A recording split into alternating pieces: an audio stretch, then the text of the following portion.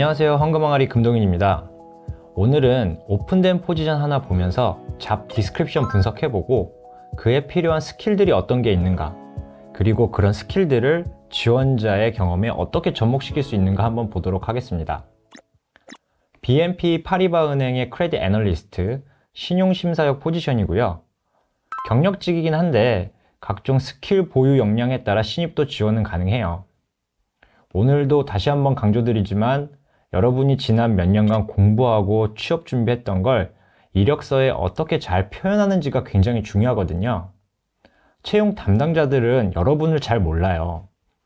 여러분이 어디서 어떻게 얼마나 역량을 쌓기 위해서 준비했는지 이력서에 제대로 표현을 해놓지 않으면 알 수가 없어요. 그래서 이력서를 잘 작성하는 게 중요해요. 그리고 착각들 많이 하시고 계신 게 포지션하고 연관이 없는 내용은 적으실 필요가 없거든요. 그리고 이력서는 여러분의 과거 경험의 함축이다 보니까 이걸 장황하게 설명하시면서 쓰시는 분들이 있어요.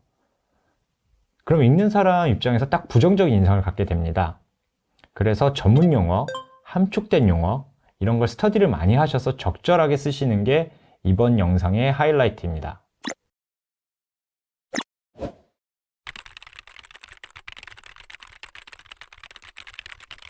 자, 그럼 잡 디스크립션 한번 볼게요. 현재 BNP에서 모집 중인 포지션이고요. 크레딧 애널리스트는 모든 은행뿐 아니라 거의 대부분의 회사에도 존재하는 포지션이거든요. 그래서 재무 쪽 지원하시고자 하는 분들은 공부하셨다가 다른 회사에 같은 포지션이 생기면 그때 지원하시면 됩니다. 잡디가 굉장히 많잖아요. 근데 이렇게 잡 디스크립션이 많으면 오히려 취업 전략 세우기가 더 좋아요. 자, 그럼 한 줄 한 줄 봐볼게요. 자, 이 잡 디스크립션 첫 번째 문장은 고객 정보를 모아서 위험을 분석한다는 이야기인데 주로 회사의 재무제표, 관련 뉴스, 그리고 요즘 S&P 같은 신용정보 업체에서 기업들의 다양한 리서치 자료를 제공하고 있거든요. 그런 정보를 모아서 취합하는 업무를 이야기하는 거예요.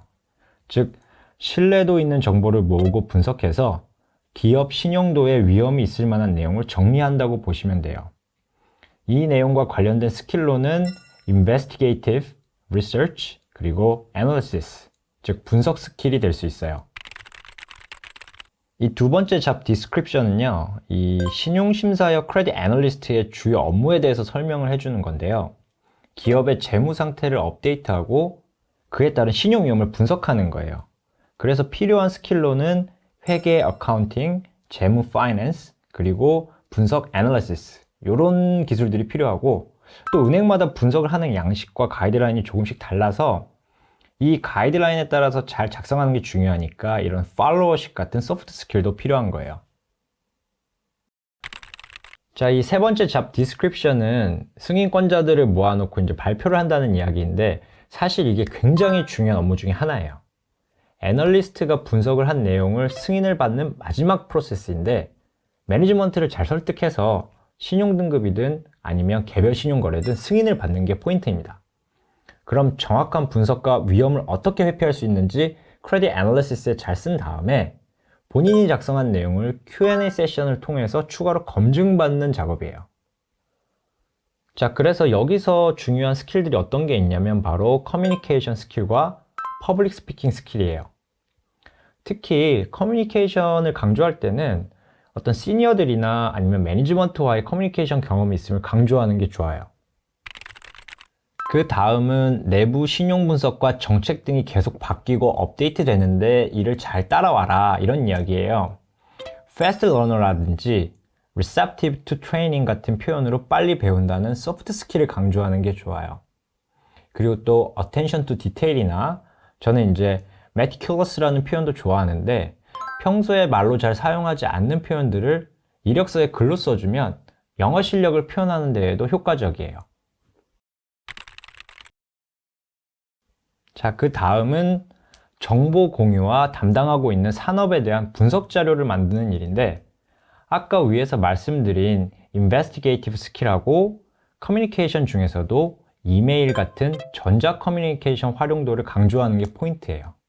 그리고 knowledge of industry나 computer skills 그리고 communication skill 이 세 가지가 다 포함된 내용이네요. 자, 그 다음으로 신용평가하는 절차가 있거든요. 일반적으로 영업 쪽에서 요청을 하면 각 지역 한국의 경우 한국 지점 애널리스트가 정보를 취합해서 1차 분석을 하고 등급이든 등등 나오게 되면 2차 분석을 위해서 본점이나 아시아 지역 총괄 심사팀에 보내게 됩니다. 이때 최종 승인자, 리뷰하는 사람, 이런 내용들을 설정하고 각종 내용을 시스템에 등록을 하게 돼요.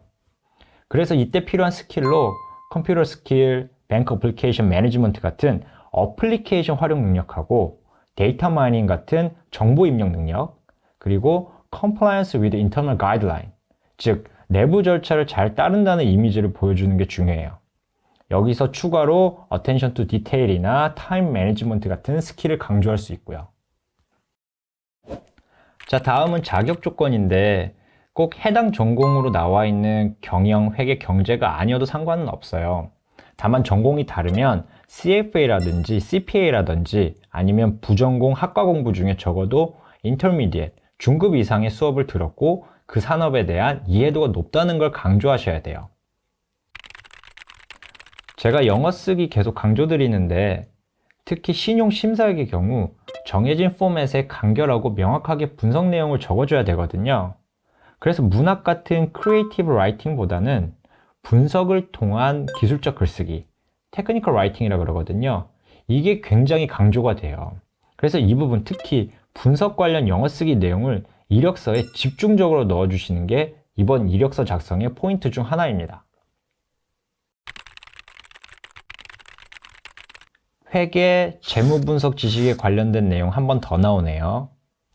커뮤니케이션과 팀플레이어 관련된 내용 나오고요.